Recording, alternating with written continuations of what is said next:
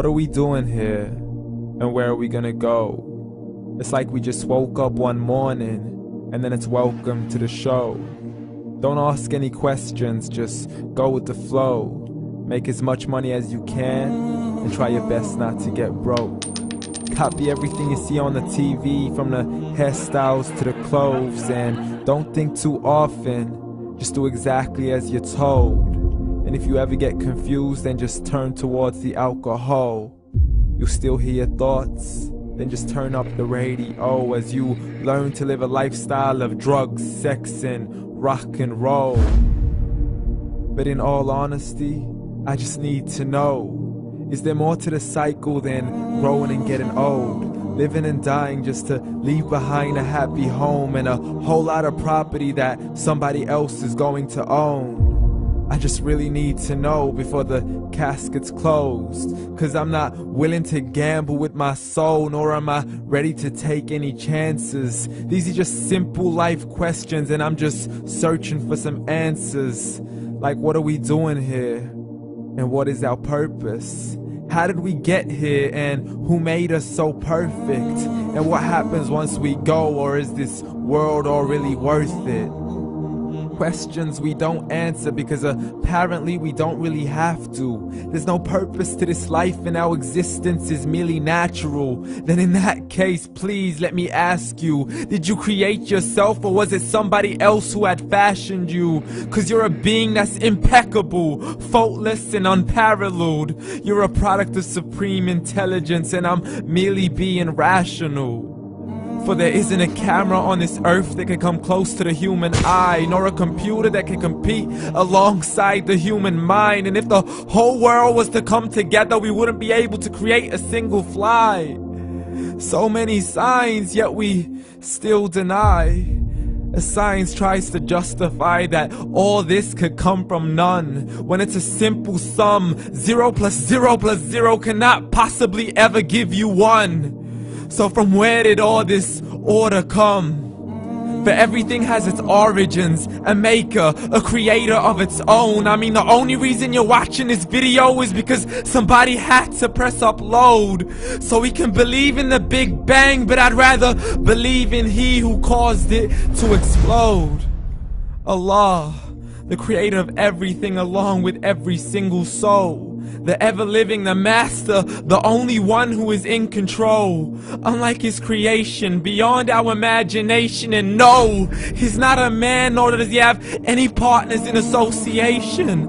He's on his own. And no, he did not ever leave us alone. Just like every manufacturer, he left us with an instruction manual. The Quran and Islam, and I'm sorry to jump to conclusions, but it's the only one possible. The only definition of God is the one and only supreme being. It's logical, a book with 0 contradictions, with miracles that are both scientific and historical, all revealed over 1400 years ago. Like the detailed description of the human embryo. The descriptions of the human embryo in the Quran cannot be based on scientific knowledge in the 7th century. To the mountains as pegs holding firm the earth below, and the 2 seas that don't mix in a complete separate flow. To the planets in orbit, alternating night and day as they stay in flow. The expansion of the universe and the creation of everything from H2O. To the stories of the past and the preservation of Pharaoh. To identifying the lowest point in the land where Persia defeated Rome. The gushing fluid that created man in the glands between the ribs and the backbone. And not a word has changed, it's still the same. So please explain how all this was known over 1400 years ago. To a man who couldn't read or write, as he would recite whatever the angels spoke. And if you still don't believe, please try to come up with something that's even close. But you can't, so we took God as a mockery and his messengers as a joke. Muhammad could not read or write.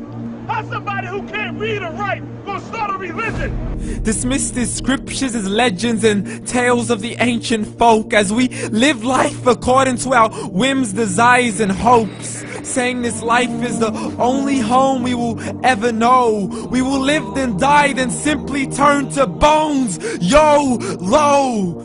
Correction, after the grass dies, the rain arrives and it regrows, and Allah promises to do the same thing to your very soul and bring you back from your very fingertips to your toes, as the all-seeing supreme being watches us so close, and we are surely being tested in our wealth, our health, and our self, and everything that we've been blessed with. So believe, for we will surely be resurrected and be brought back to our Lord and account for every single deed, as He hands us our books and orders us to read.